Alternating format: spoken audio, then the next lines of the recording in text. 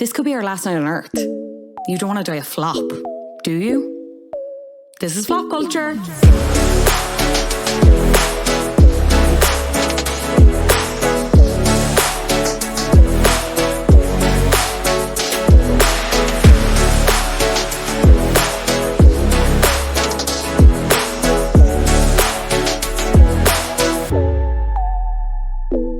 Hello there, you are listening to Flop Culture, a podcast where we mainly talk about flops, but we also talk about bops occasionally, hot goss, we do some TV talk, lots of things in between. I am your host, Fionnuala J. I hope you're well. You're looking great. Did you do something new with your hair?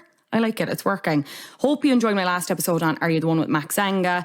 What a summer time capsule that was. Also, inevitably talking about Love Island. It haunts me everywhere I go. It's the shadow that follows me. I can't escape it. Please let me know if you've watched Are You the One UK since, and if I need to watch any more of the other series, please let me know. flopculture_pod on the socials. helloflopculture@gmail.com is the email. But enough of that. We got a lot of news and reviews to get into before this week's flop, so let's not delay. Billie Eilish and Jesse Rutherford have gone red carpet official after already going public with their romance this week. They stepped out in matching designer pyjamas at the 11th annual LACMA Art and Film Gala at Los Angeles County Museum of Art earlier this week. LACMA sounds like something I would go to the doctor about, but ho hum.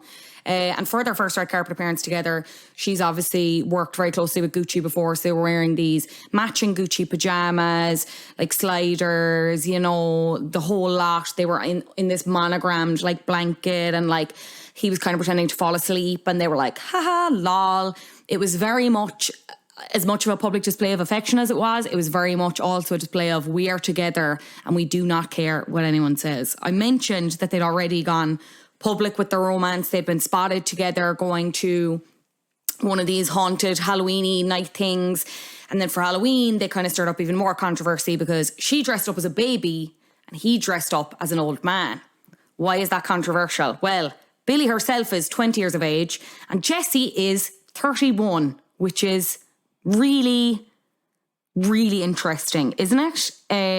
I mean, this is a tricky one because the more you explain it, if you have to explain that something isn't wrong, it doesn't necessarily make it not wrong. Does that make sense? She is obviously of legal age. She is an adult now. That is still quite a sizable age difference. And it's interesting because, well, actually, interesting is completely the wrong word to use here. I suppose the reason why fans are... Look, it's natural that fans would want to be protective of Billie. She had a past relationship that was documented in her Apple TV Plus documentary that didn't go particularly well. He didn't treat her very nice. We've watched her grow up in the public eye. She's come out and spoken about how she's been sexualized by the media and how frustrating that has been and debilitating, yada, yada. She's one of the biggest pop stars in the world, has a huge fan base, a hugely loyal fan base. It's understandable that people would want to be protective of her. But I suppose what's really kind of stuck in people's craw with this is that he's known her since she was underage cuspy. There are photos of them together from when she was 17, which would have been 3 years ago, which still would have only made him... Why am I making myself do math on this podcast? He would have been 28. Also, for background on him, he's the lead singer of The Neighbourhood. They have one song. It's the TikTok Tumblr song, 'cause it's too cold. Actually, I actually like that song, but now he's kind of ruined this for me. I suppose for Billie then, it's understandable why she would want to react in this way because, you know, she is an adult. I can understand that it must be very frustrating because we will never know the intimate details of their relationship. I don't want to know the intimate details of their relationship. I can understand her frustration and wanting her to lash out and being like, here you go, here we are, we're together, suck it. But I don't really know my point of this segment other than if you are, I don't think there are any very young people listening to me. To be honest, if you are, welcome, you must be lost. But anyway, I would just be like, if older men are interested in you, there's a reason for it and it's not really, unfortunately, the reason you think. And also, like, if you're this age and your biggest concern is, where are we going X night a week? Do I need to go to this lecture? Blah, blah, blah. And his is, am I paying enough into my pension? You don't need to be hanging out together. Now, having said that, there's never a bad age to start a pension. Start a pension whenever you want. But I'm just, how much will a 31-year-old have in common with a 20-year-old?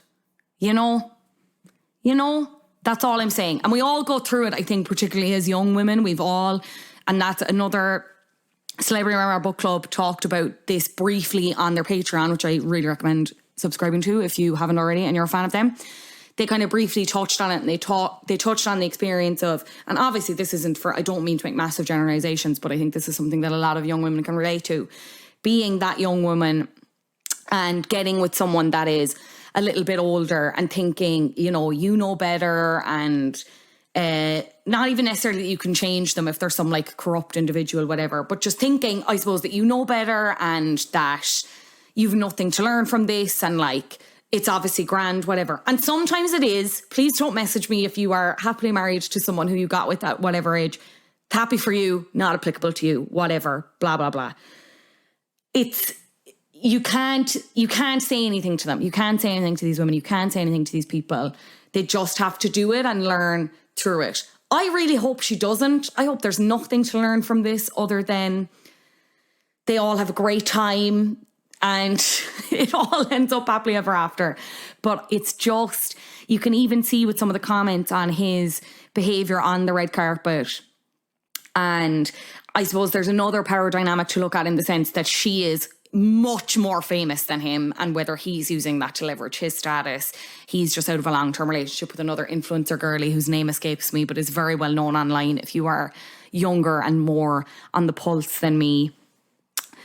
But yeah, it just brought me back to those times where, I was like trying to do my document for my French oral, and I was trying to get with men or talk to men who, like respectfully needed to go back and apologise to their mum for things, So basically all I'm saying is, if you are of a certain age, like, I know teenage boys are another issue, but like at the very worst, they're like a bit smelly and a bit naive, You don't want to be carrying that into an older man in his 30s who's smelly, naive, and doesn't seem to want to hang around with people his own age. You know what I mean? Wants to talk to girlies about euphoria. That flag's looking mighty red. That flag is looking mightily red. Some other fan made a connection between one of Billy's songs, before I move on, one of Billy's songs, NDA, and his song, Pretty Boy. I think this is a stretch. I'm not fully entrenched in the Billie Eilish fandom or the neighbourhood fandom, if they have one, lol. But anyway, on NDA, she talks about moving into this house and she's 17, and she references this pretty boy.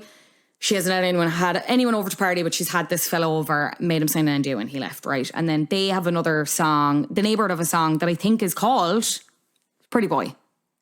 So people were like connecting lines there as to whether there was something nefarious there. Anyway, avoid older men. Avoid men. It's good blanket advice, isn't it? People who could do with taking that blanket advice are maybe all of the women on Love is Blind, bar Alexa. I am all caught up, so spoilers ahead if you have not finished Love is Blind season 3. A very good season, I think. Much better than last season. I think the cast was way stronger. I think they all really, really wanted to get married in comparison to the last season. I think it was easier to root for people, therefore, because of that.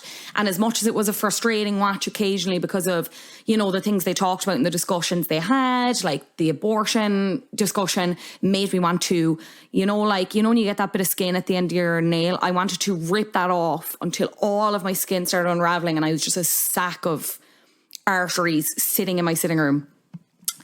Uncomfortable, but that's kind of what makes this show good, is I don't really get discussions like that or see discussions like that on other reality TV shows, and I thought it was handled quite well. I thought the reunion was very good. very healthy, I feel. Bar the last scene, we'll talk about that in a second. And I will, credit where it's due, as much as I wish Nick and Vanessa Lachey, the hosts, didn't lean into like the humour, I think that's where it kind of falls down. They do have a thing where it makes them feel very comfortable and very open to talking about things. Now, I'm sure Shake on the last season disagrees.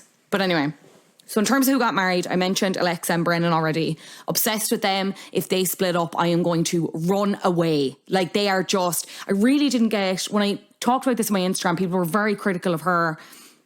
And I don't get it. I'm really, like, she even addressed it herself in the reunion about how, like, she shows love, and, like, watching it back, she found it, like, quite awkward because she was like, it really just seems like I'm not as into him, and it's just not that.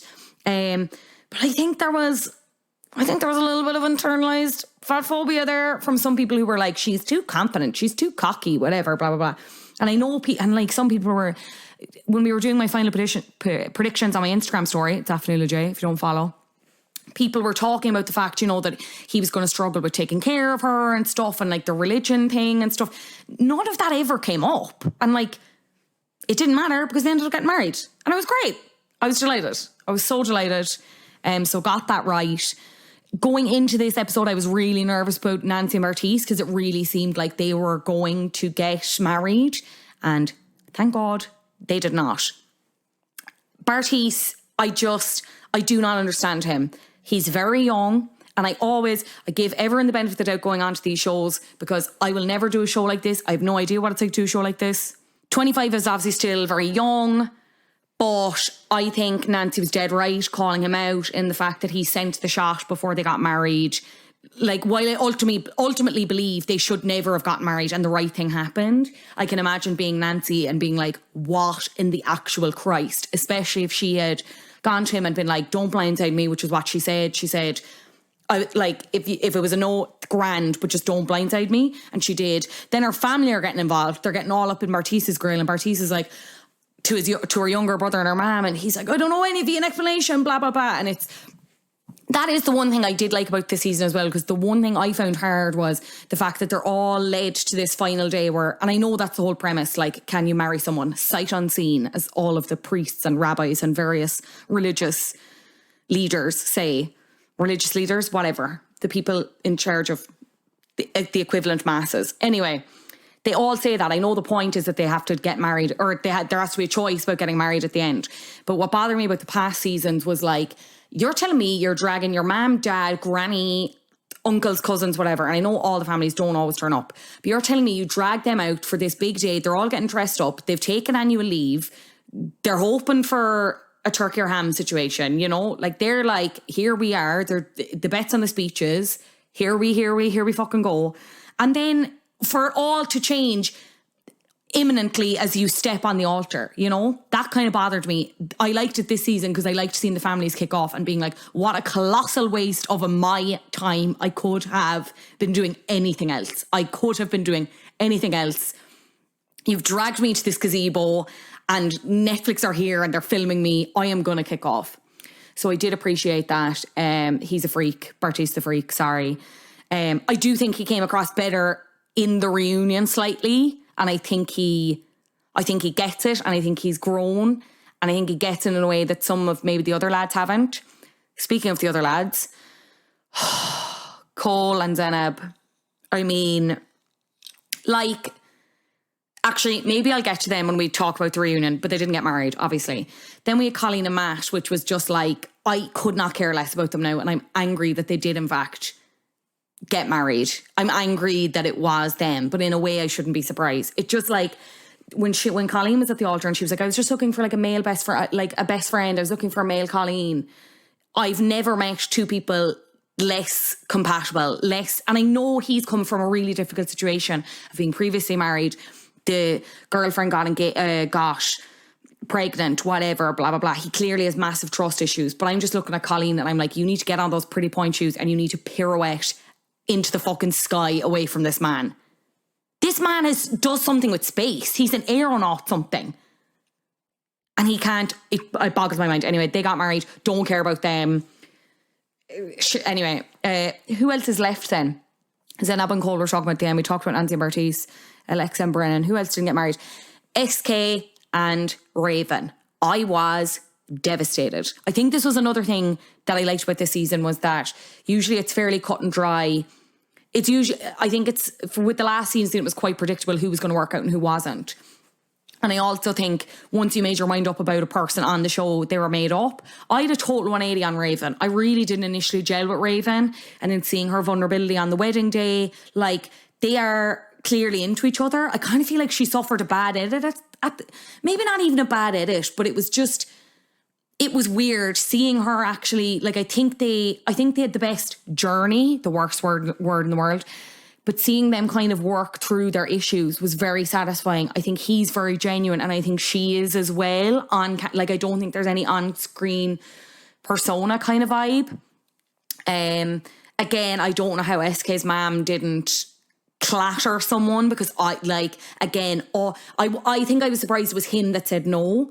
I thought it would be from her, just because of all the emphasis on family and the Nigerian culture and the traditions and everything else. But as we learned in the reunion, their journey's not over. They're knocking boots. They're still seeing each other. He's in grad school. They're living their best life. They're making it work. If they break up, I will also run away. So they're still together. Cole and Zainab. Okay, so with regards to the wedding, again, it's interesting because in the lead up to those weddings, sometimes they're not that interesting. I usually scrub forward when they're doing the walk up the aisle bit, or everyone's going in to take their seats. But the beforehand, the editors do a really good job of kind of leading you to believe that someone's going to say yes or no. Like, even with the way they were talking, to take SK and Raven as an example again, when they were talking on the altar, I was just like, there's no way anyone's going to say no here. With Zainab, it really seemed like she was really excited to see Cole, really excited to see his reaction, was just excited to be getting married and the wedding and stuff. But at one point, her and her stepmom had this exchange where, I'm paraphrasing her, where she was like, you need to tell the truth, say your truth, whatever. And then she gets up and she sets Cole ablaze like fire hazard. It was, I mean, was she wrong in anything? I suppose no, because she's talking about how, I'm going to paraphrase here again, but the main thing was that I think she actually did say this, that he destroyed her self-esteem, and that there is a woman out there who's capable of loving him and she knows who she is, or like the kind of love that he needs, I think is actually more accurate in terms of what she said. And was just basically like, I don't think you're a bad guy, blah, blah, blah. And like, I can't do it justice. Just go watch it. She torches him alive. She steps off the altar. Her family like clap. It's a bit, her friends. It's a bit awkward. She runs out. She's like hyperventilating. It's very awkward. And there's a part of me that was like, did you wait till the end so you could say this and have this moment? He's devastated. He's not expecting it. He's like really embarrassed with regards to his family and stuff, whatever. You get to the reunion then. There's not I did think the reunion was good, but I don't think there's anything hugely bombshell other than this moment. Colleen apologised about the pool party. They talk about the pool party. There's reference made to the abortion discussion. But the real kind of, I suppose,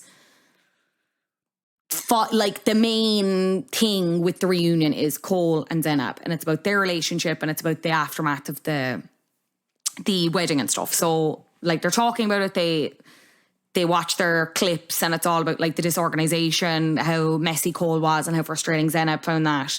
And then Zainab basically rolls out these kind of other accusations relating to the fact that he was being really, in terms of her self-esteem and stuff, that he was trying to dictate what she was eating, that he was like making lots of remarks about how she looked and her appetite and stuff. And there was another incident that is kind of less relevant, but apparently at the bachelorette party, where he admitted to almost kissing a girl, wanting to kiss a girl, at their bachelor party, I should say. Zainab said that Cole said this to her, that it wasn't like third-hand information. He's fully denying that this conversation ever happened, that the incident ever happened. Nobody else in the room can seemingly back it up. Matt was saying he went home, whatever, blah, blah, blah. He didn't, but that doesn't mean that he didn't see it. Brennan was like, I was too drunk, whatever. I can't remember what the other said. But going back to this moment about the self-esteem, like she really, again, kind of goes in on him. And he's like, again, still kind of devastated. He denies the accusations about about him being controlling over food and like making remarks like that, and about like her weight and everything like that. He's devastated. He said he didn't reach out after the wedding because he thought she would, and because she didn't, he wanted to respect that space. And he was like, and it was also like, I've clearly been fooled. Like he doesn't understand, right, is the bottom line. Denies everything else. Zainab makes reference to a specific example when she was eating like satsumas, like oranges or something, and she went and started peeling one, and he was like, I'm paraphrasing her slightly, but he said, you're not going to eat both of those, are you? And it's not, and like, again, he's in total denial. He's like, if you have the footage, roll it out. Like, that's not what I said. I didn't say that, etc., etc. And that happens in the middle of the reunion, and we kind of, we go through the whole rest of the rigmarole. Nick and Vanessa ask if anyone has regrets, and Cole is the only one who says he regrets kind of doing it. And Vanessa's like, this is the first time we've heard this in 3 seasons. And he gets very emotional then, and is just like, is apologetic again for if he made Zainab feel this way about her body and everything else, blah, blah, blah. And Zainab's like, despite everything, I'd go through it all again with you. I only wanted to do it with you. Even knowing the outcome, I still would have done it with you. I don't think you're a bad person. I just think you treated me badly, right? So then the reunion ends, and I'm like, why is there like 4 minutes left? So they have this scene where Zainab is eating the satsumas. So and they're having conversations about how they'd meet. The conversation is around, they have a dinner reservation they have to go to, but the conversation is around Cole meeting the rest of Zainab's family that are based in the UK and how they're going to make that work. They're talking about that. She's kind of eating things from the cupboard, and they're sharing whatever that is initially. It's like a crisp or sweet or something, I don't know. And then she grabs a satsuma. They call them something different in the States. It's a small orange, anyway, right? An easy peeler orange.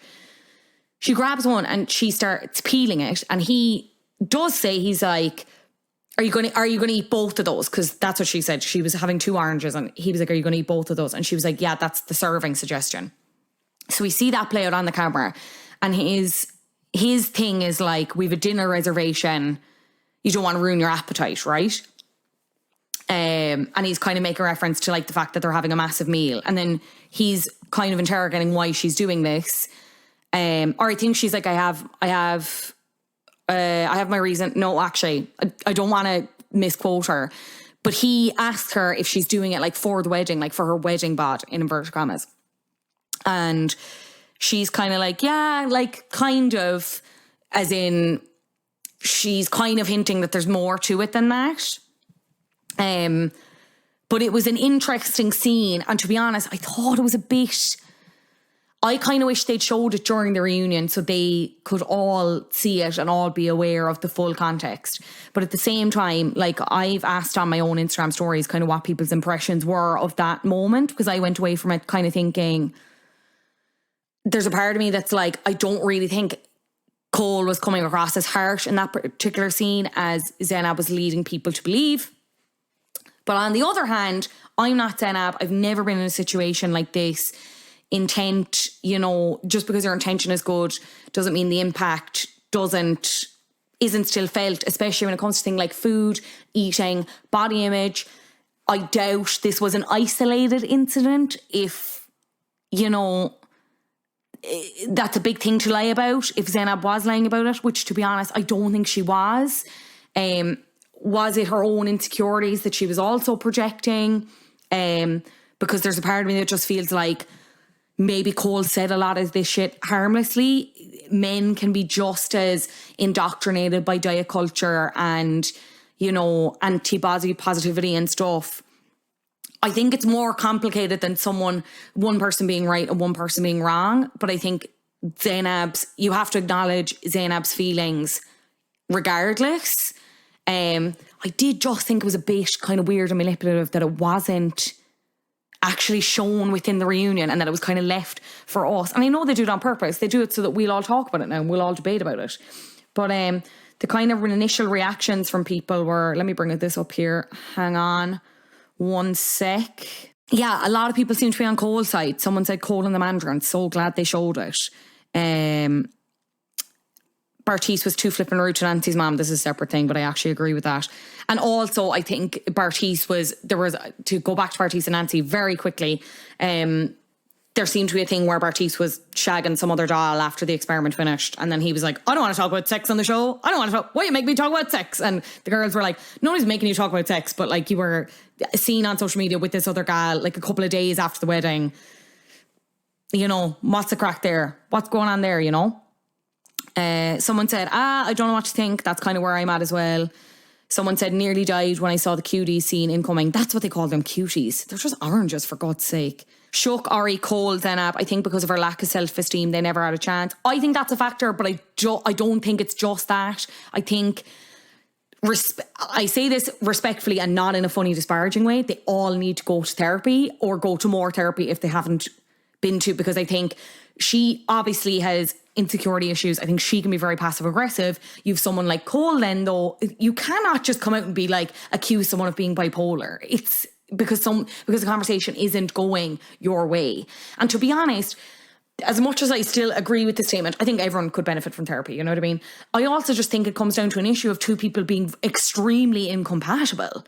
Like, and it's not an issue of, you know, personal faults on either side. It's just they're two very specific, very different people, you know? So surprised that Colleen and Matt said yes. I thought she had no intention of it. I was the same. Alex and Brennan are good. Matt and Colleen are doomed. I agree.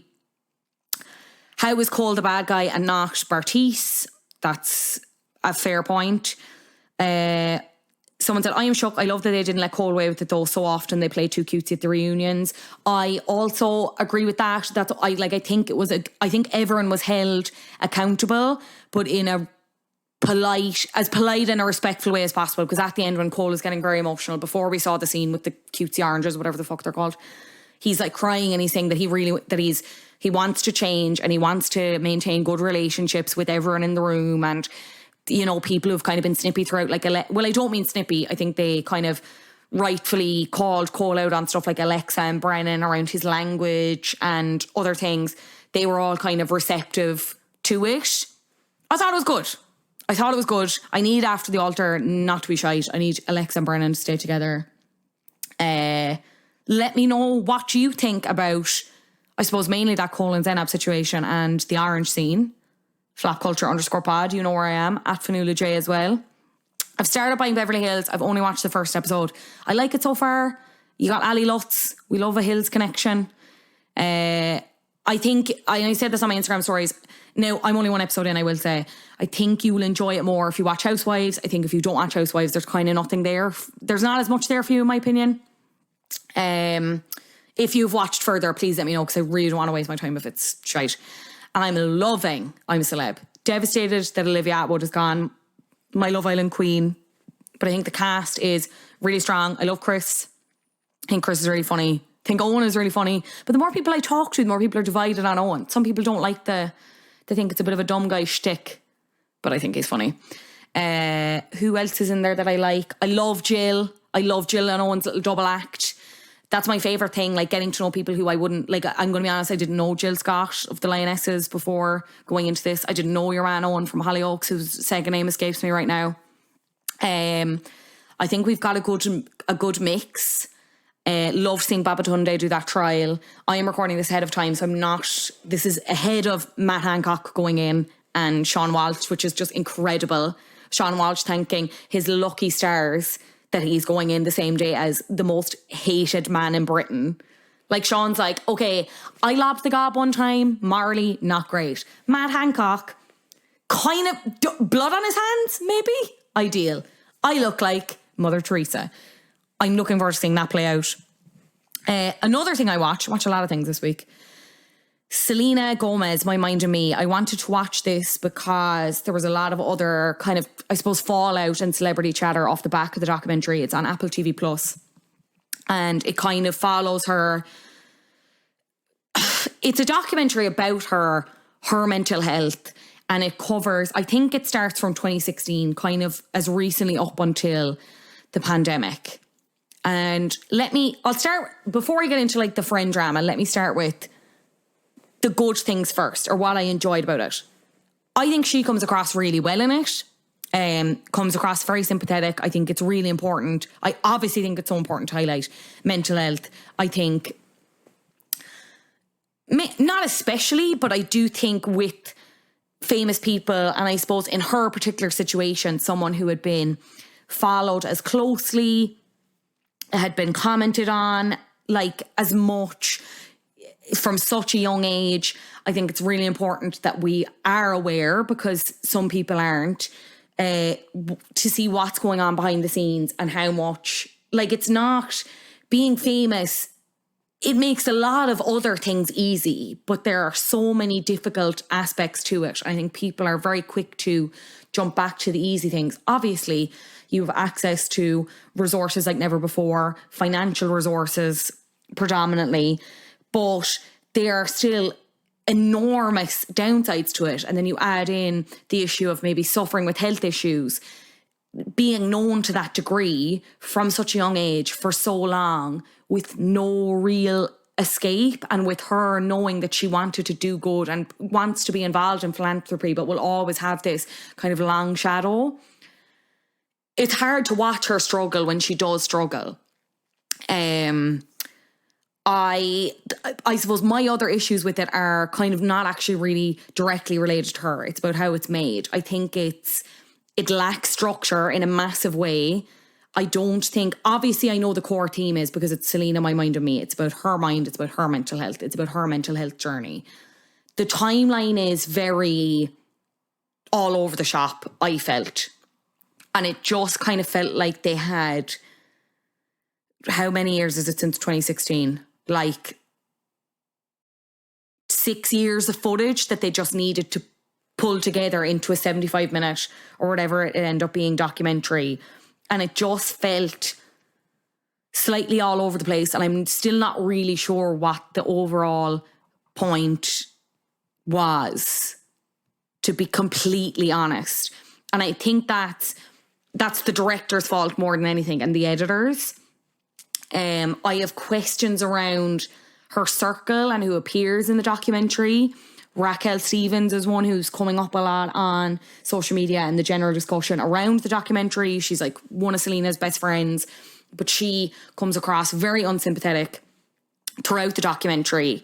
There's a part of me that questions why those scenes were left in. Like in one sense, you see her rehearse for that AMA's performance of Lose You to Love Me, and it's so bad. It's so bad. And anyone with a bigger ego wouldn't have left that in. I appreciated that as I wouldn't even consider myself a big fan. Revival is a very good album though, listen to it.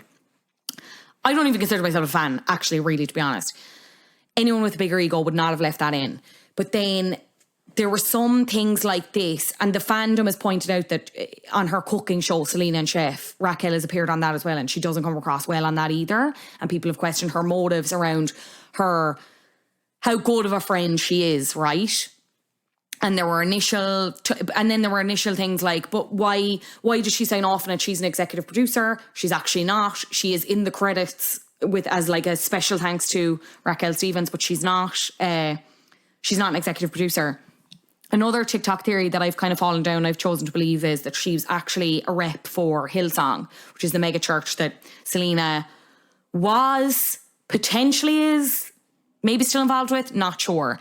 Her mom is Heidi Stevens, and she works on the pastoral care team for Hillsong.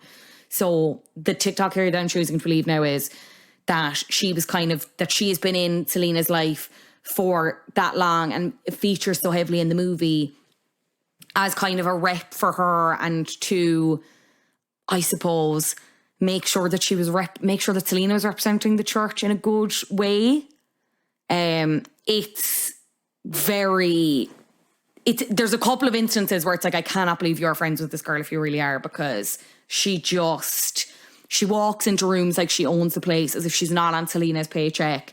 She, at points where she's like really struggling, she's trying to get her to, or not even that she's really struggling, but Selena's like, very heavy, busy work-wise, and your one's trying to get her to go to this birthday party and is being kind of very gaslighty, pass-ag about the fact that she's not going and stuff, and saying that she's complaining about work, which, like, again, Selena is entitled to do. Famous people are entitled to do that, but just don't do it to us because we've enough on, you know what I mean? And then I suppose this friendship, in inverted commas, has kind of highlighted a gap in the documentary, which some suggest should have been filled by Selena's friend Francia Reza. So she was Selena's long-term friend and kidney donor. So when Selena was battling her lupus, she needed a kidney transplant, and her friend Francia stepped up, offered her the kidney. They went under the transplant process in 2017. I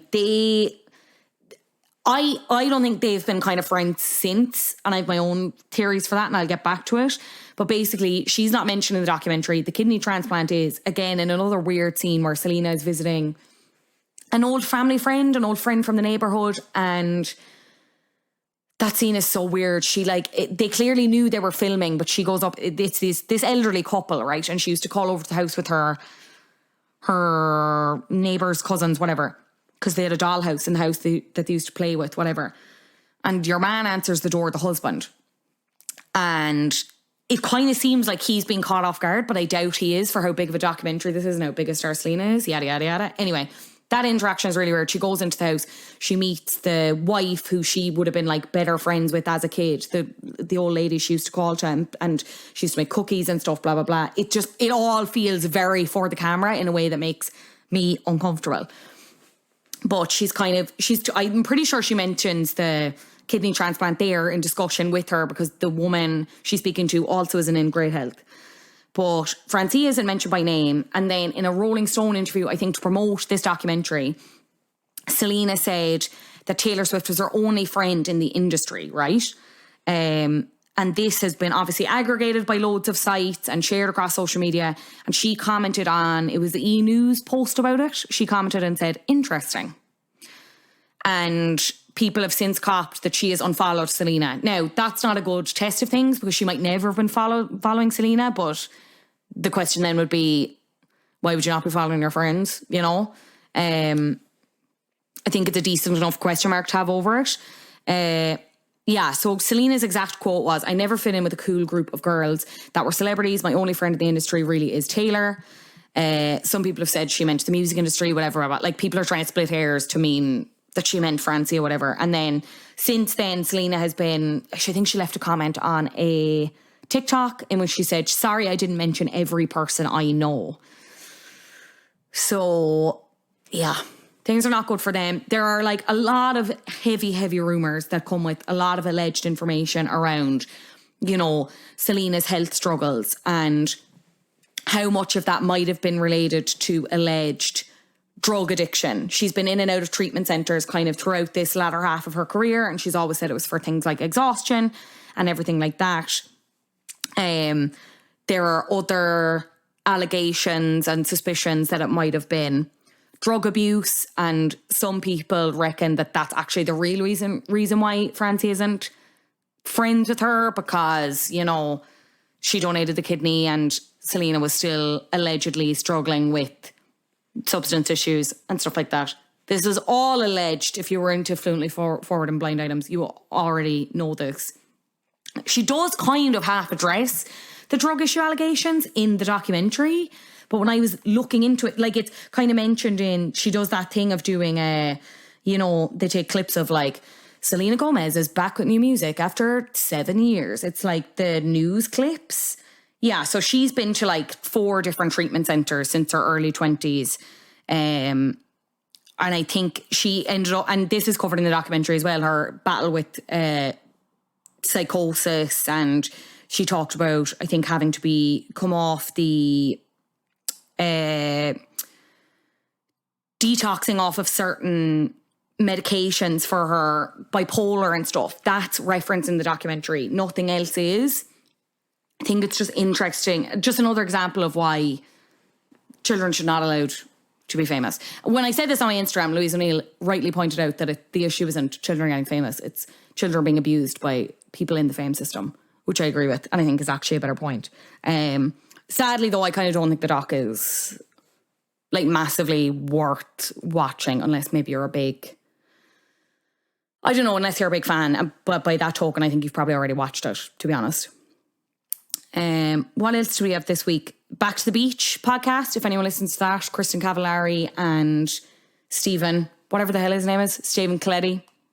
Lauren Conrad joined them on the season finale of season 1 of their podcast. And they shot the shit about a lot of things. They kind of shot the shit about a lot of things and shot the shit about kind of nothing really at all. Lauren revealed that when she got COVID and had to quarantine, that's when she watched Laguna Beach back in full.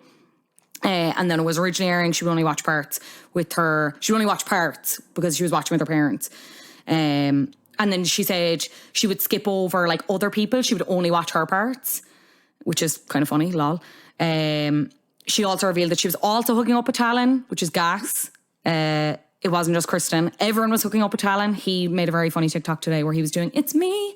Hi, I'm the problem. It's me," which I liked. When asked about whether she liked the way she was portrayed in the show, she said that they took a very small piece of her and used it, that she had several boyfriends during her senior year, but they didn't show it, and they just kind of kept on with the love triangle story. Blah, blah, blah. It's not really massively interesting. Herself and Kristen apologised to each other for calling each other sluts, but they basically said their entire contention was from a slight flare up before like winter formal, that just kind of, because they started filming a week after formal, it was the only reason that the drama carried on. They said the last time they hung out, they had the best time. It was hanging out at Doug Reinhardt's house, but they didn't say how long ago it was, so probably several years ago. Kind of not that interesting, but like a thrill to see them all together in a way. You know what I mean? It just scratches that part of my brain. Also, Lauren's voice sounds incredibly strange. I was getting like AI deepfake vibes. But anyway, I haven't listened to the Glee podcast. I was going to try and cover for this, but I've spent too long talking about Love is Blind. It's that podcast, That's What You Really Missed. I know Ryan Murphy was on the first episode with the two actors whose names are escaping me now. But anyway, I will listen to that next week. Should I? Should I not? Let me know. flapculture_pod. HelloFlapculture@gmail.com. Before we talk flaps, I meant to talk about this last week really quickly, and this isn't going to be an interest to a lot of people. It's kind of not of interest to me because I don't watch the show, but in terms of like mad recasting news, it's kind of strange. This is actually related to the flap this week, so I wanted to cover it. I forgot about it last week, but Liam Hemsworth is taking over from Henry Cavill in Netflix's The Witcher after 2 seasons, which is kind of mad considering how big of a series that was and how well received it was, how many people were watching it. Henry was a huge fan of the books. Is it based on a book or a game? I should have checked that. It's all elves to me. It's all elves to me, baby. They're probably not even elves. He's white hair. I don't know. People thought it was because he was really recommitting to the Superman stuff, but it's actually also because he didn't like the way the series was going. Didn't really appreciate the direction. Which, love that tea. Will be interesting to see if Liam can step into these boots. Any of the fan art that I've seen, he's given me angry evil Santa more than anything else. Does Liam Hemsworth have what it takes to be a leading man in this way? Especially when, I think it's especially hard for him now because he's filling these massive mythical boots, so to speak. But he's never really kind of nailed it in that way. He's always been second fiddle, except for our flop this week. On Flop Culture this week, it's probably the only flop this season that I genuinely did not enjoy, which put my guest in a very interesting position, as I'm not sure he did either. As far as action sci-fi sequels go, this one isn't exactly out of this world, despite a stacked cast and an enormously beloved predecessor. Joining me to discuss it is Entertainment.ie's movies editor, Brian Lloyd. We are indeed talking about Independence Day Resurgence. Brian Lloyd, thank you so much for joining me on Flop Culture this week. Thank you. What did you pick? Oh, Christ. Independence Day Resurgence from 2016. Okay. Why? Okay. I have a history with this film. Okay. I have a long history with it, and pull up a pew, listener, and let me tell you my tale. So it was a balmy, lovely summer's day in 2016. Right. I was in Cineworld on Parnell Street, called for the press screening. And okay. Okay, right. I'm living for you justifying this as someone who had to watch for this episode and was not best pleased. Okay, this is the thing, right? Okay, here is okay. I think I saw this film in the best possible circumstances. Okay. Like, the best possible circumstances. I was in a great mood walking into the cinema. Mm-hmm. It was a lovely summer's day. I had the rest of the day off. I sat down. I'd got a full 8 hours sleep, which is rare for me going to a press screening, and thoroughly enjoyed my 2 hours or whatever it was in the cinema. Got up, walked out of it, and I was stopped by the publicist on the way. She said, "What did you think?" And I was like, "Brilliant, fantastic, absolutely loved it. Great job. I'll run home and I'll write a review of it." Got home, went to my desk, wrote the review, gave it 4 stars. I can't. Diddly. I know. Went, diddly, that's grand. Sent it off and didn't think any more of it. And then I started seeing other reviews coming in. And you used to write reviews for Golden Plaque, didn't you? I did, yeah. Yeah. Have you ever had it? Have you ever felt the sensation of, oh, sweet Jesus, I think I'm completely alone on this? And you're like, I love this and everyone else hated it. Yeah. Have you ever felt that? Yeah, I reviewed Ben Howard in the Olympia, and it was a decent gig, but Sure.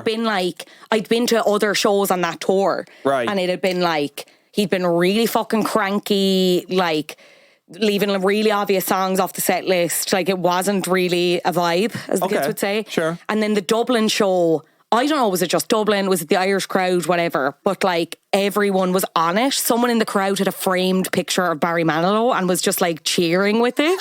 It was, I have to go back to that review to make sure that I didn't hallucinate that, and I didn't.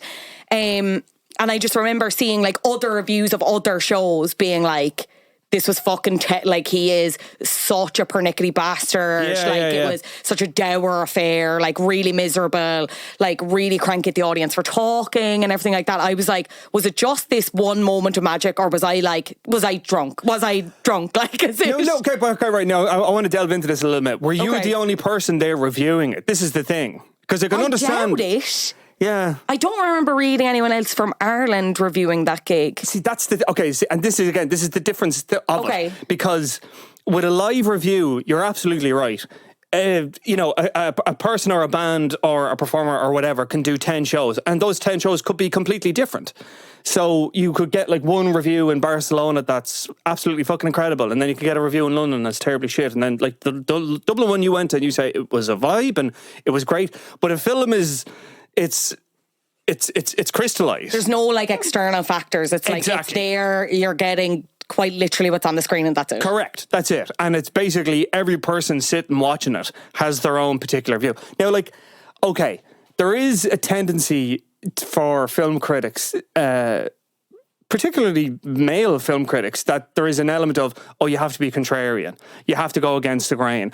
You have to be skeptical. You have to be kind of like, turn your nose up at any kind of blockbuster, or, that sort of way. There is that thing of like, there has to be an element of like aloofness about it or whatever. I don't really subscribe to that at all. I think that's just so fucking contrived. But in saying that, most kind of contrarian kind of things is like a film that everyone loves and this one critic will hate it.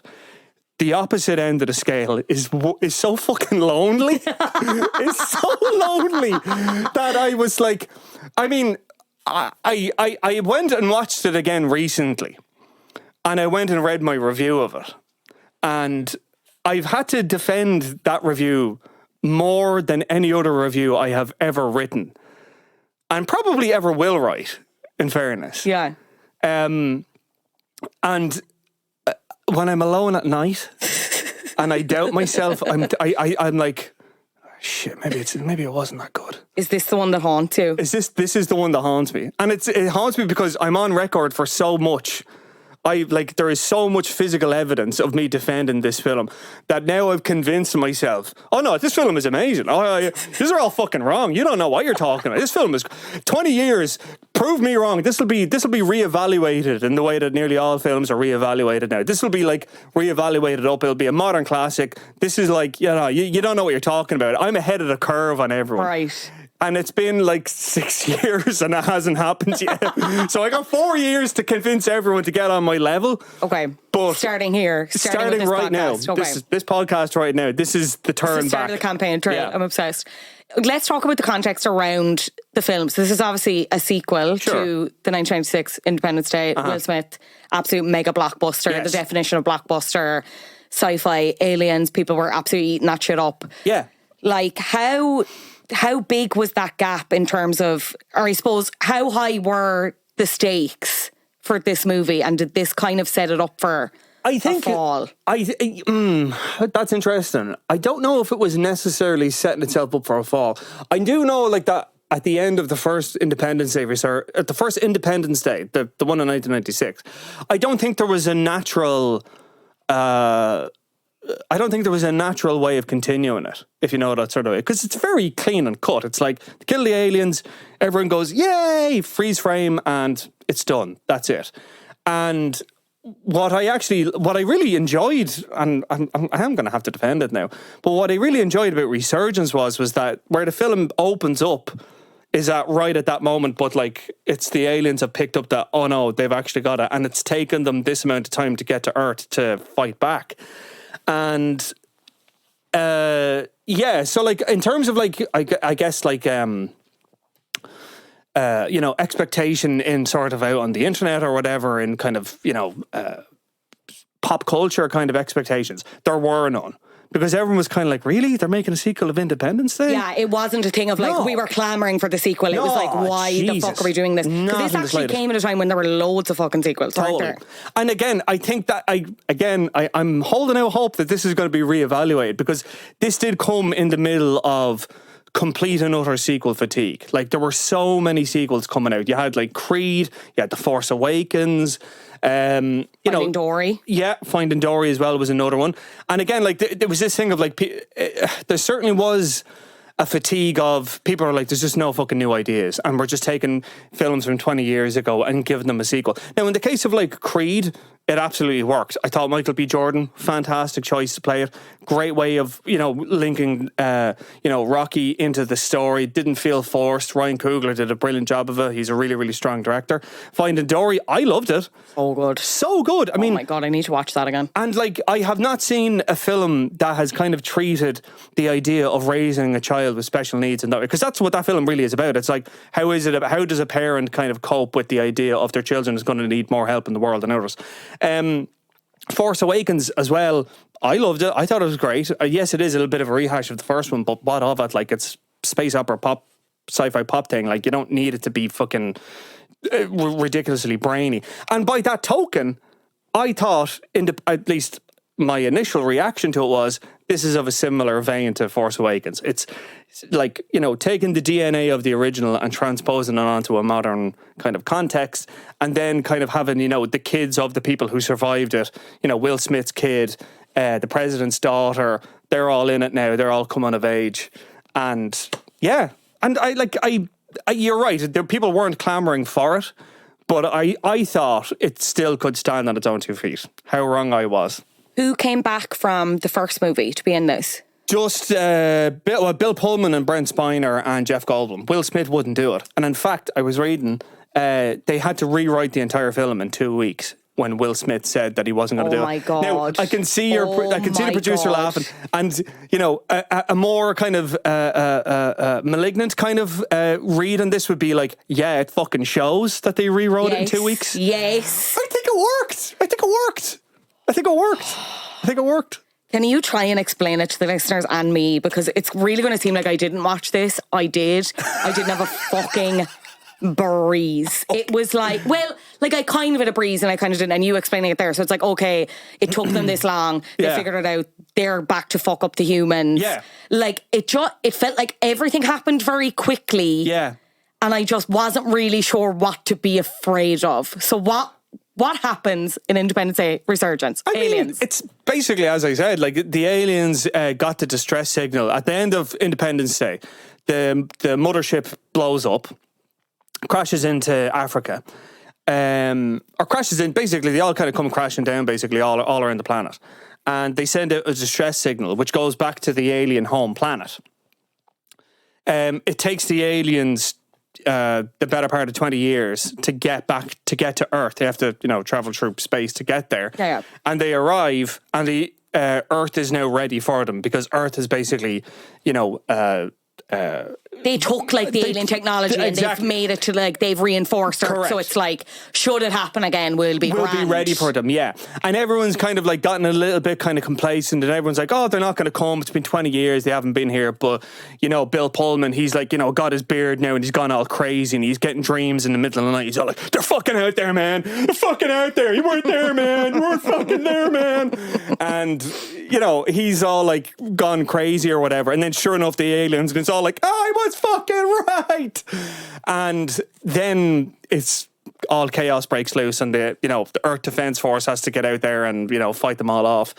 And what's interesting about it is that like Micah Monroe, it was the president's daughter. She was an Air Force pilot, and now she's like working in the White House. And Will Smith's son, who's A-Train in The Boys. Just clocked that actually when I was watching it again recently. I was like, oh yeah, fuck, that's A-Train. I haven't watched The Boys yet. Have you not? Should I watch The Boys? Yeah. Okay, Adam's saying I should watch The Boys. You'd enjoy it. The Boys. Okay. You would enjoy it. So yeah, they basically have to band together with the lesser Hemsworth to fight off the aliens. When we get into him, he does not come out like... He doesn't at all, does he? I actually think that's one of my biggest issues with the movie, because it's I don't think he plays like goofy hunk well. I think he just plays hunk. Yeah. I don't, but like there's actors that do it well, and like him or fucking loathe him. I don't particularly like him. Yeah. But Chris Pratt is very good at that, I think. Yeah, fair. Do you disagree? Yeah. Definitely in Guardians of the Galaxy, he's playing goofy hunk. In that Star-Lord role. I'm trying to think who else. I just don't... When he's trying to go like funny... does a bit. Ryan Reynolds does a bit. Yes. Yeah. Yes. He's kind of bordering on tedious now, but like if it was him in that role, I'd believe it more. Sure. There was just something about him. He's making jokes about him when they almost fucking crash into something, and he's talking about how he pissed his fucking suit or whatever. And I'm just like, it's supposed to be a gag. And I'm like, no, you fucking didn't. No, you didn't. I feel like if they'd played it straighter, and again, that's the difficulty, because it was like they were obviously writing it with Will Smith comes back, and I think that would have been like more impactful. Whether it would have been a better movie, that remains to be seen. Those scripts will probably never see the light of day. Sure. But like I found it so hard to root for him or be worried at all, because I was just like, I just didn't buy it, and I just didn't buy him. No, I get that. Yeah, no, he definitely is the weak link. I'll freely admit that. And the whole thing was like, oh, the aliens killed my parents, and it was like, well, then would you not take that and I don't know, channel it into being a bit more anguished, bit more darker. And like I can't deal with this. Like, I'm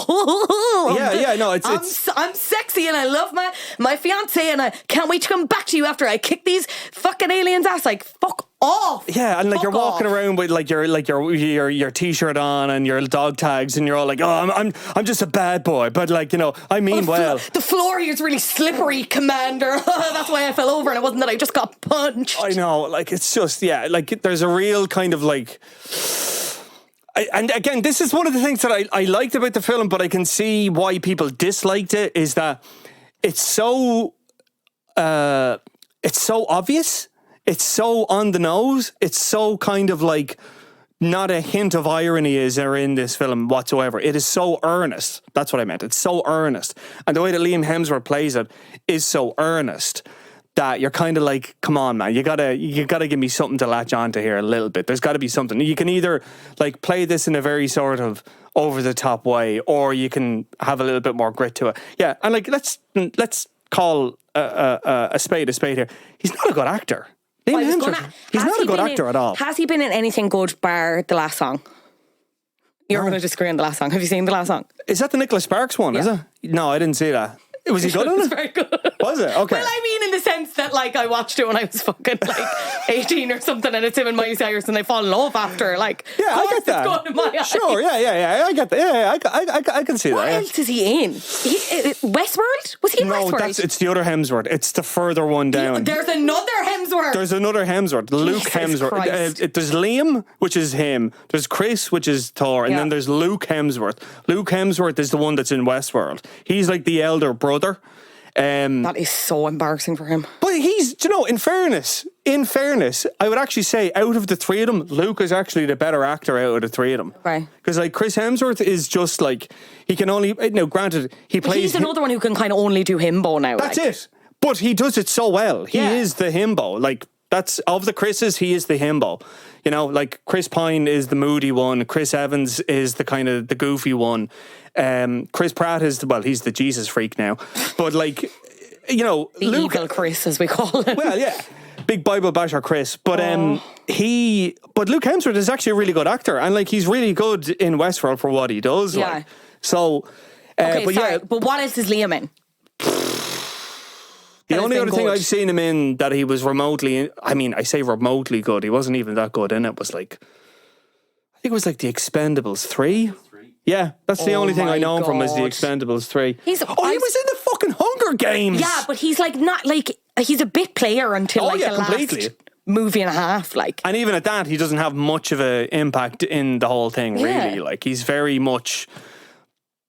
like, now, I would say in the Hunger Games, I think it's interesting because he is taking the role of a romantic interest, which is, for women are so normally underwritten. He now has that burden, if you know that kind of way, of an underwritten romantic interest in the Hunger Games.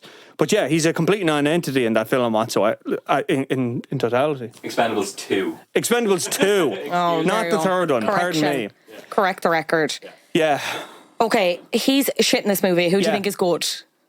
I thought Bill Pullman was good in it, the president with the beard. He kind of plays crazy well. Yeah, I see you making a face there. I just kind of didn't buy that either. Like, it all felt a bit like caricature-ish in the way that you were doing the impression. Do you know what I mean? Like, it was just... I don't know. The one thing I will say is as well, any movie that has a madam president, I just know is going to be dog shit, because it's like, and can I just, for the record, I believe in women in politics, I believe in women in leadership, but like the minute I hear madam president, I'm like, oh no, because they can't have. I just feel She's like gotta fuck up. I feel like they do it deliberately to be like, well, that's why we can never have a woman in charge because the aliens came back. What other movie did they do it in? One of the Purges. Yeah, it was a madam president there. I'm sure they have a fucking purge. And it was a fucking blonde. Your one from Lost was the madam president in that one. Yeah, that's right. Yeah. Anyway, so okay, you think Bill Pullman does a good job? Why? I thought he did a good job. I thought Jeff Goldblum was good in it as well. Now look, Jeff Goldblum is one of those actors. When you see him in a film, you're not seeing a character, you're seeing Jeff Goldblum play the character. And I think in this, he was doing his best. I thought he was, that kind of like funny, witty, wry, a little bit cynical, a little bit sarcastic. I mean, I know Jeff Goldblum is one of those people, he's an acquired taste. I do think he's so kind of affected in his performance that it can be like, just, what are you really at? Like, what are you doing? Like, I remember when you were doing Lotto ads, Jeff. Don't think you're better than, don't think your shit doesn't smell like the rest of us. Like, you know what I mean? You were doing Lotto ads 20 years ago. I fucking remember, like.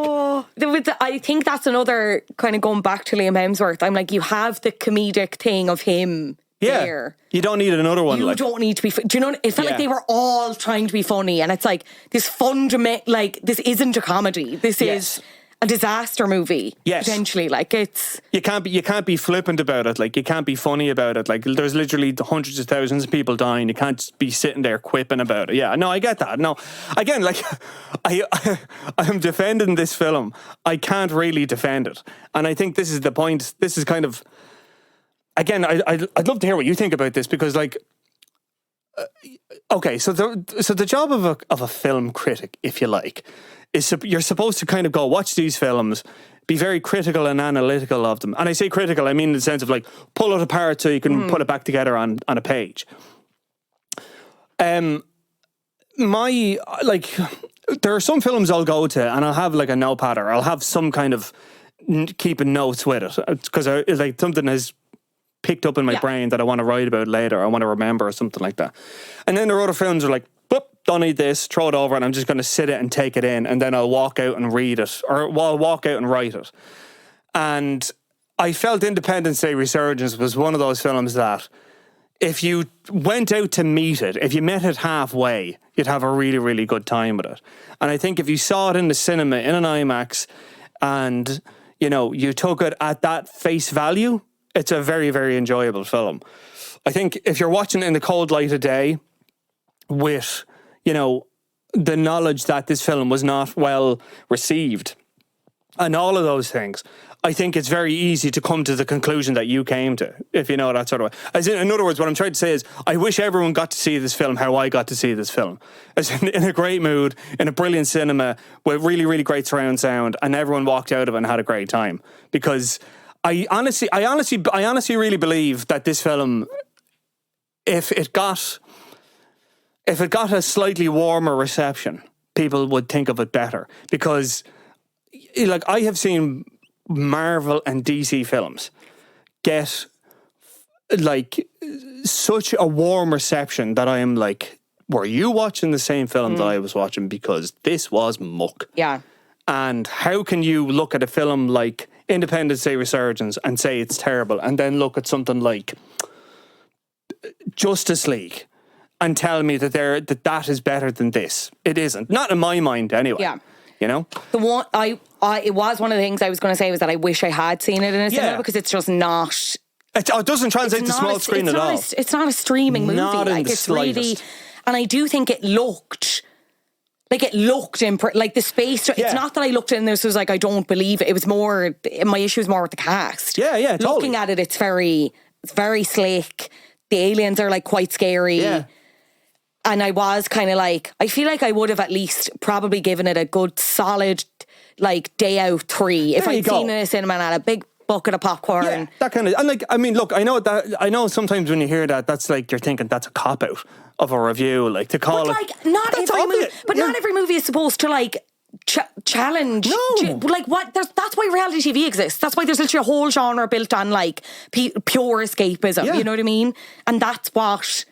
Totally. This is, in another sense, it's like inoffensive, like sci-fi, like, and like, I'll even put another qualifier on it as well. Is the fact that, like, you know, I fucking love sci-fi. I fucking cannot get enough of it. Put spaceships in space with pilots and stuff like that, and already I'm already on the way. Like, you know, that kind of way, and like, you know. A film should be able to stand on its own if you're seeing it in a smaller scale.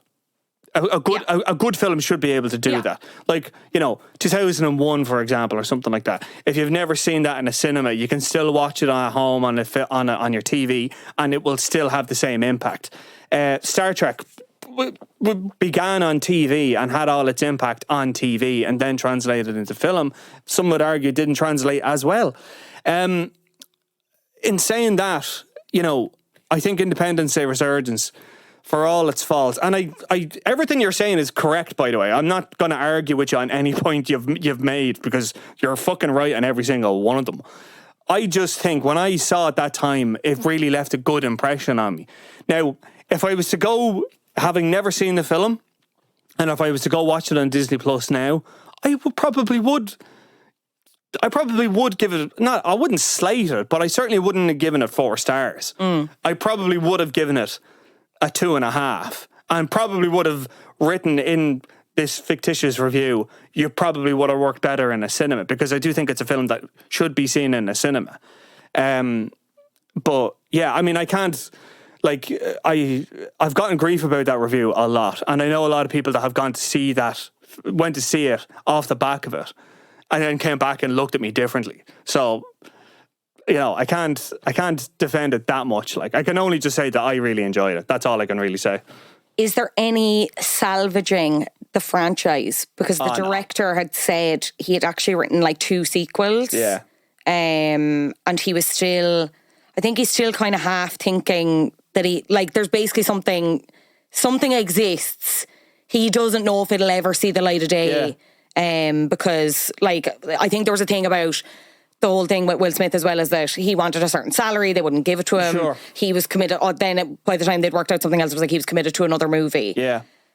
What if they just a hard reboot? No, like forget Resurgence ever existed. Bring back Will Smith. We'll give them all a jolly good day out again. No.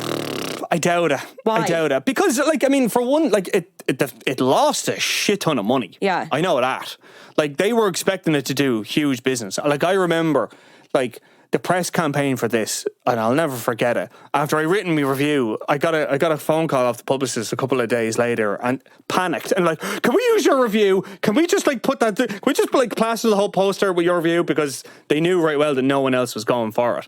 And they were sending out all like the goodies with it as well, like the press drops and everything. Like you couldn't get enough press drops for this film. Your vest top emblazoned to it. Everything. I still have the jacket. I got a jacket. I got a really nice jacket. It is. I like it. And like I was like, I'm keeping this. Fuck the competition winners. I'm keeping this.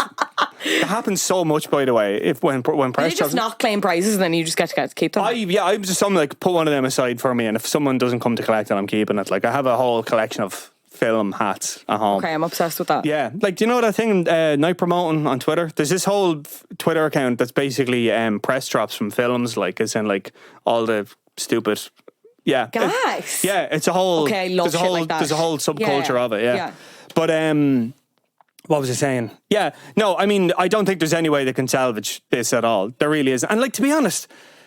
Do we want it to be salvaged, I suppose? Yeah, probably not. It doesn't need to be salvaged. Like, in the same way you could argue there didn't need to be a sequel to the first one, there doesn't need to be a sequel to this. Now, the end of the film, completely, they fully expected. I kind of applaud their hubris, because at the end of it, they're like, nope, we are totally making a third one. We are setting this up for a third one. We found the alien artifact. We know how to fight back now. We are going to totally fucking kick those aliens' asses. It's going to be payback. And then it never happens. And I'm kind of okay with that. I kind of, in a weird sort of way, I kind of appreciate the fact that they thought they were making this with the intention of making a third one. And that third one never happened. That's the locked door of potential. Do you know that way? That third film, that could be amazing. Yeah. But I'll never see it, and that's enough. I'm happy with the idea of there being. You just like the idea of it existing somewhere and potentially being really, really, really good. They make that film, it's going to ruin it for me. Like I've got that film written in my head already, and it's great. Okay. And Will Smith comes back into it, and there's a big father-son reunion, and like Does he come back as a ghost because he's very fucking dead in this? Oh no, he's fucking alive. Dead. Okay, he's. I'm thinking like the aliens have a clone of him. That's what I'm thinking. Yeah, just go fucking full stupid sci-fi with it. Yeah, it'll be ridiculous. It'll be so bad. If the film I have in my head got made, it would be terrible. Yeah, I know it would be terrible, but it's fun in my head. It's out there. Do you know what I mean? The potential is there. Like. Tell you what, when Joey King turned up as well, I was like, you've been in an awful lot of shit, like, for as good an actor as you are. Like, who is your agent and what are you doing? Like what's going on there? All of the kissing booths, this as a whiny teenager. I don't know. It's very odd. You were nominated for many awards. Like, what are you doing? Like, and it's the same with, like, you know, William Fichtner and, like, all the older people, like Jeff Goldblum. Charlotte Gainsbourg is in there. Charlotte Gainsbourg, by the way, for people who don't know, like, is indie film royalty. Yeah. Did loads of stuff with Lars von Trier. Like, completely would not expect her to be in a film like this in the fucking slightest. Now, clearly she was there just trying to secure the bag, and you know what? Take the pay, take the check, totally understand it, wouldn't fault you for it at all, and she was grand in it. But Joey King, yeah, odd. I mean, I would say it wouldn't surprise me in the slightest if one of those like 9 or 10 scripts, if one of them was actually brilliant. And that's how they managed to convince everyone to come on board. And then when they rocked up on set, it was like, no, actually, this is completely different. Here's what you're doing now. And they were like, oh, I could fight this, but then I'd lose all my money. Yeah. Screw it, I'll just do it and I'll just chalk it up to experience. Yeah. Because that happens a lot.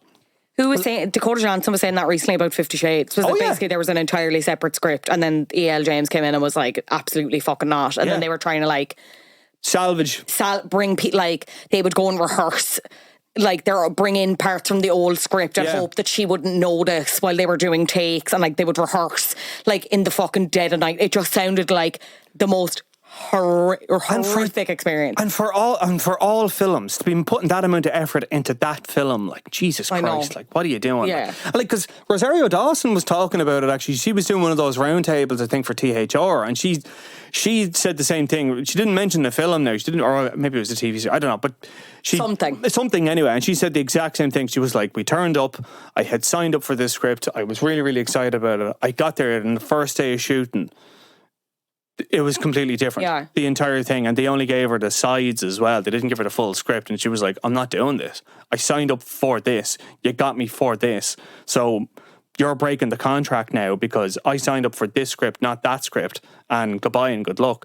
And like, that is, from what I've known from talking to people in the industry, it is freakishly common. And it wouldn't surprise me in the slightest if people like Joey King and maybe Jeff Goldblum, although I don't know about him so much, but Charlotte Gainsbourg and what have you, wouldn't surprise me in the slightest if they all signed up with the idea of we have one version of this script and then it turned out to be a completely other different version of it. And again, that's kind of like what I like about this film, is that like there is a lot of potential. Like, you know, that kind of way you can kind of watch and say, oh, if they did more of this, it would have been better. If they did more of that, would have been better.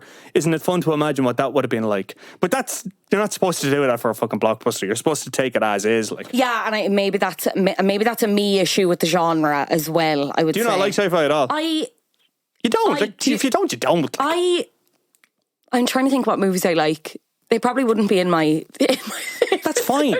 Yeah, that's fine. Like, I tried to get my wife... But that's the thing. But I think, like, because you'd often hear people, like, critique it, and then it's like, but that's kind... You can't be there to accept it. There's a little bit of... It's like a Bond film.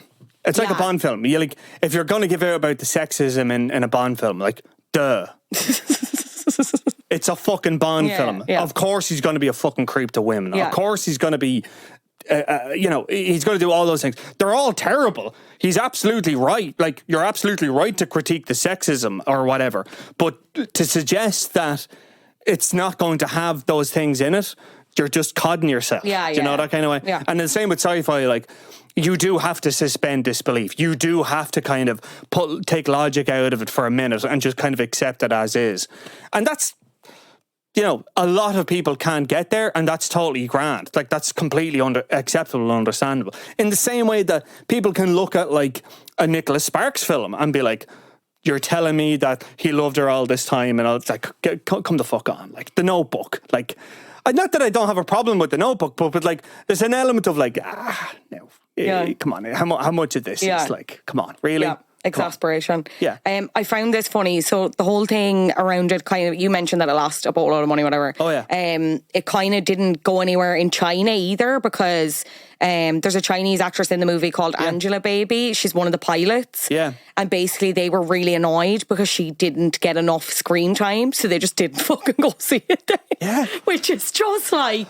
And like, that was another thing about this as well, is that like, they actually, you could really see they were trying to pander to the Chinese film market as well, because like, one of the commanders was a Chinese actor. She was one of the pilots. She was Chinese as well. And like, you know, yeah, I mean, like, there was a big, for, I think like between 2016 and maybe 2018, there was like a series of films. Like, there was The Great Wall with Matt Damon. Do you remember that? Yes, yeah. Yeah. And then there was another one as well. I can't think of it now. What was it? I can't fucking think of it now. But there was basically films that they were... Pacific Rim Uprising. That's what it was. They were making these films specifically for the Chinese film market. And they were like... They were all terrible. They were just all terrible because they were trying to pander to that audience. And Independence Day Resurgence, I think, got kind of roped in with that as well. And yeah, I mean, like, this film was total flop. Critically, commercially, every sense of the word was a flop. And I mean, it's a shame, but at the same time, like, look, everyone came out of it the better for it, I think. I mean, Liam Hemsworth. Well, Liam Hemsworth, like, I mean, you know, like... Where's he now, like? Riddle me that. Well, like... You can't. I mean, I think he'll be all right, though. I think he'll end up somewhere. He'll end up doing something really interesting, I think, in about 4 or 5 years' time. I really think that. I can't wait to come back to this podcast if that does come true. Academy Award winner Liam Hemsworth. I mean, okay, no, he's definitely not going to be that. But I think you could see him do something like... I would love to see him do a film with Paul Schrader, the guy who did like Taxi Driver or something like that. Because he has, and you're probably going to disagree with me on this, but he has real dirtbag energy. Right. He's real scumbag energy. Like, I could totally see him on the set of a porn film. Do you know that kind of way?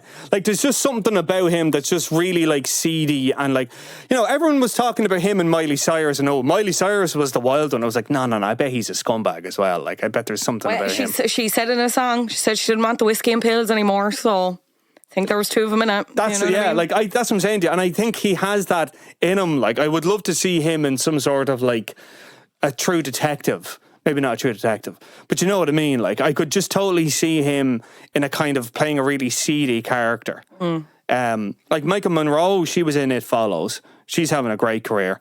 Bill Pullman, I don't know what he's passed away. Oh, obviously, so he's not doing too great.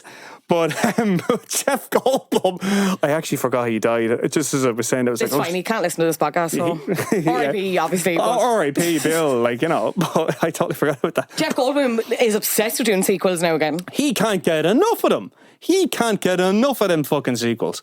But he'll be, again, Jeff Goldblum, he'll be fine. Yeah. I am not worried about Jeff Goldblum. Not in the slightest. And like, your man is, Will Smith's son he's on The Boys now and stuff like that, and he's great in it.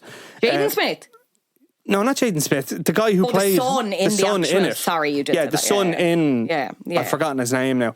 But yeah, no, like, I mean, the cast, everyone came out of it not terribly. Relatively unscathed. Unscathed. And Roland Emmerich went off and made other films out of the back of it as well. So like he made his Roland Emmerich's most recent film, right, is about the moon falling to Earth. He did Moonfall. Yes. I haven't seen it, but there you go. The whole concept is that the moon has fallen to Earth. The moon has fallen to Earth, and it's called Moon. Did you see that? I didn't, and I'm so annoyed I didn't get to see it because the fucking the press they never screened it for press, and how bad it was. Do you reckon? Oh yeah, it was terrible. I'm sure it was terrible. But again, like I can B movies are a thing. Like sci-fi B movies are a thing. Jesse Usher, that's his name. Thank you. Halle Berry was in this. Yeah, Halle Berry, Patrick Wilson, Donald Sutherland. Yeah, like, oh my god. Yeah, like Roland Emmerich does make B movies. Like 2012, clearly a fucking B movie and stuff like that.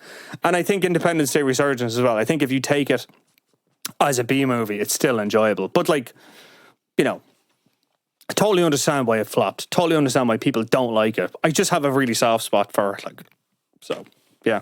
Do you still think that maybe in 2026 we'll be celebrating? They won't. Like, I mean, it was so inoffensively bad that, like, it's one of those films that, like, it just totally fell through the cracks. And I would love it if it was reevaluated and people are like, actually, you know what, we were really hard on it because it would prove me right. But I don't see that happening. Like, I think, you know, there were so many films being cranked out at that time that, you know, came and went from cinemas. It would be surprising if Independence Day Resurgence was plucked out of obscurity and given that reappraisal. But, I mean, in saying that, if I was to program, you know, a cinema festival and it was to be like underappreciated sci-fi films, damn right I'd fucking put that in there. I would 100% put that in there. And I would stand in front of an audience and I would argue for it religiously because I do think it's a film that needs to be seen in the cinema. You just can't watch it at home. Would you not just do Cinemathon again, but under that banner? Do you know, or are you recovered from Cinemathon? Funny you should fucking say that because I was this, like, I need to hold you. I was so fucking close to putting it in there. I was so fucking close.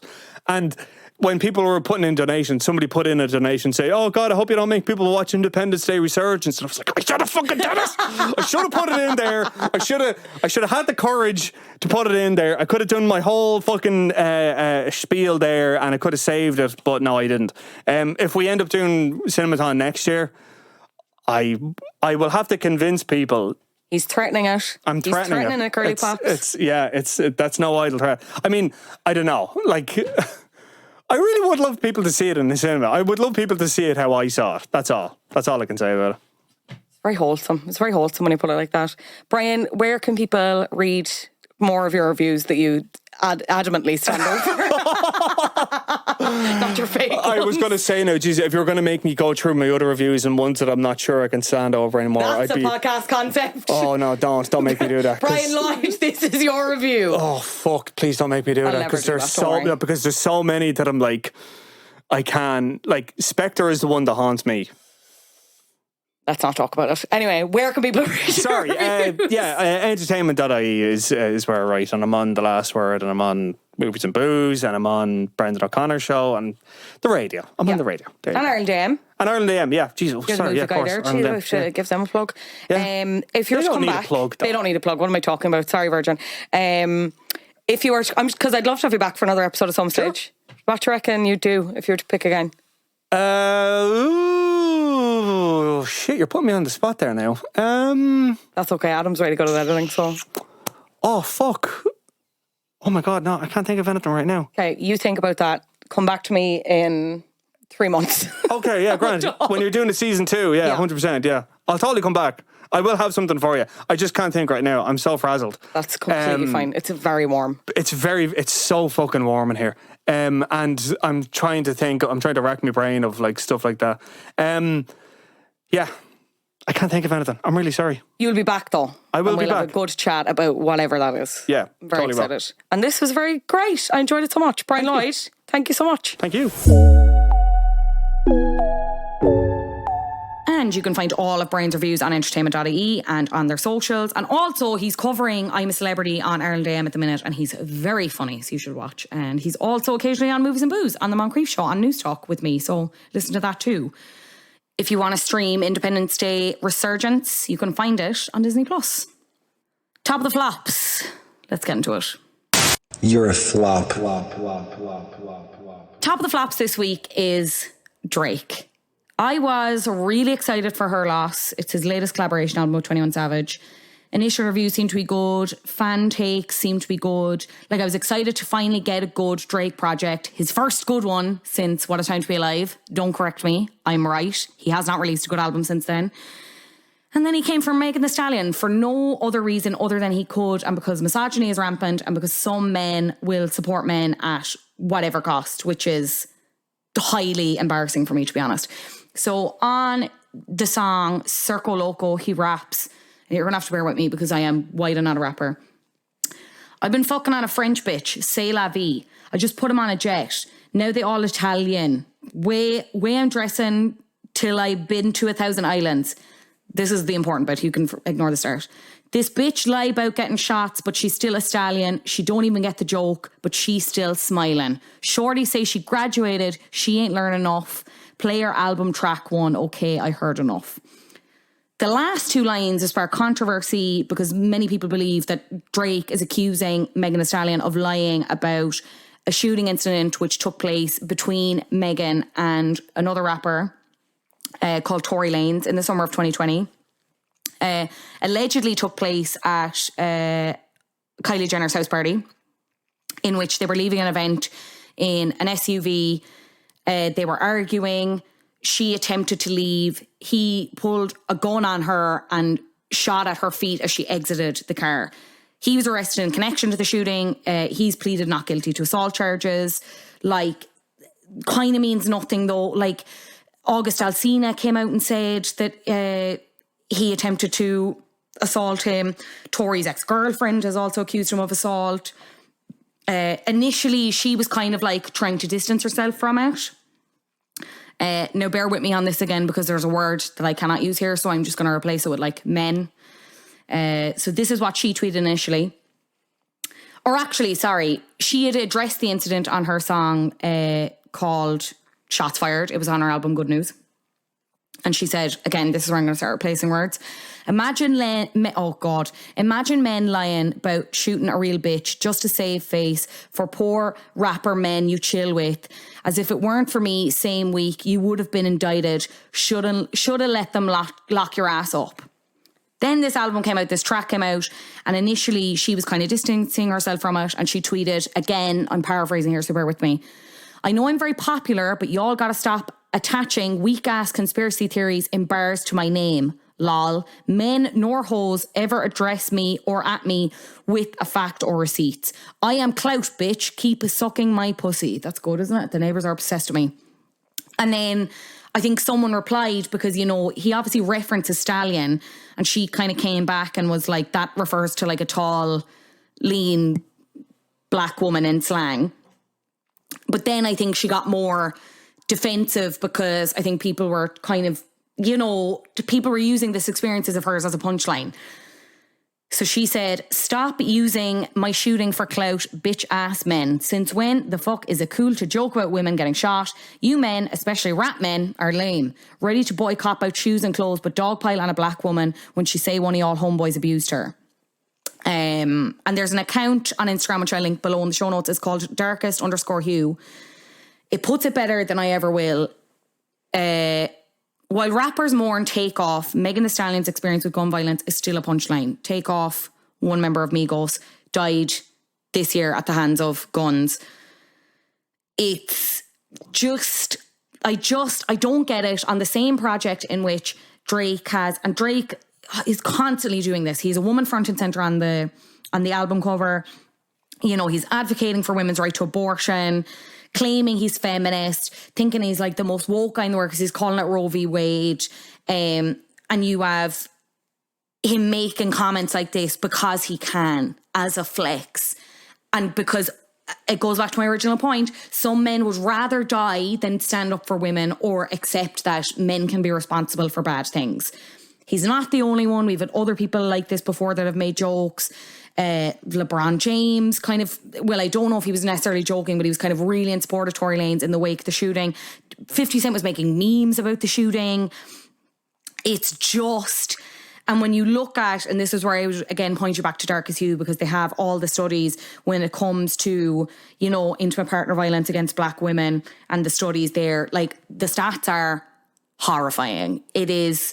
And when it's someone as big and as revered and as praised and as uniquely loved as Megan Thee Stallion, what hope does anyone bloody else have? He rots me. He rots me to my core. I am just...